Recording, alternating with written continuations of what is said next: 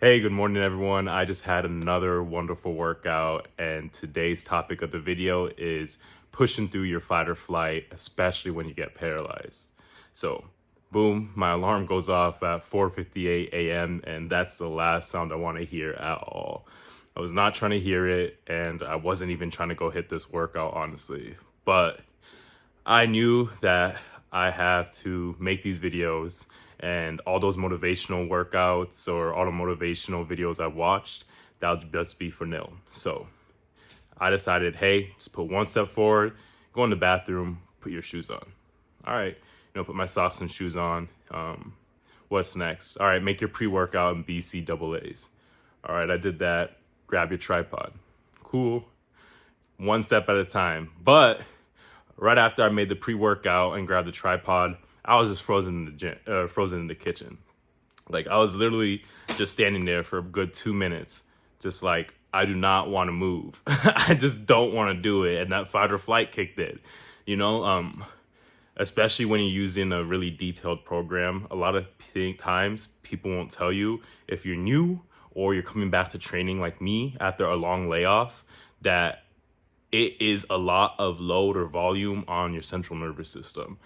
So for example, when I first started weightlifting, I was a power lifter. So I mainly focused on putting numbers on the bar.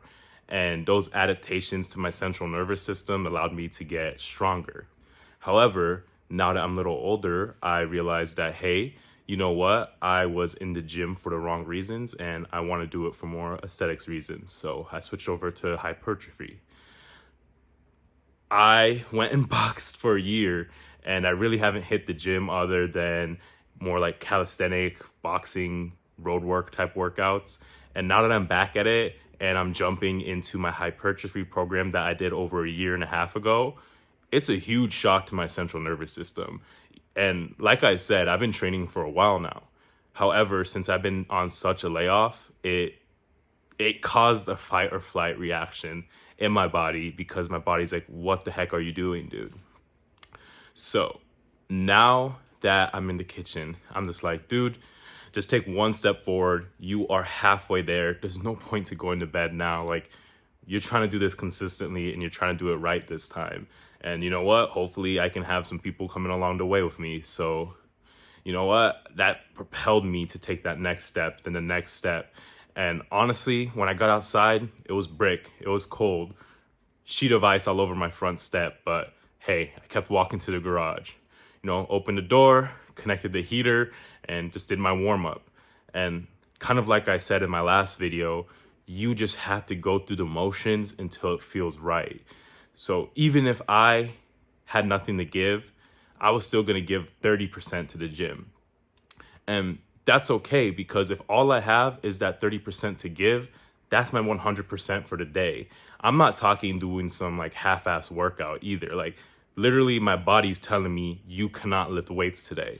But I'm like, hey, I'm going to do something. I'm going to come in here and move some weights.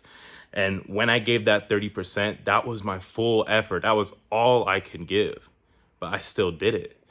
So sometimes you're going to be in those positions where like, hey, you know what? I don't want to do this. Motivation's fleeting. And there's other situations where your body's screaming at you, yelling at you to stop. Those times where you are hitting that wall, if you just push through, like think about it. You're not even going to the gym to get gains at that point. You're just going there to be consistent and to keep that routine into place. That's your only responsibility at that point. So just go to the gym and stay responsible and keep consistent on your program, because that little bit amount of effort is what makes you great.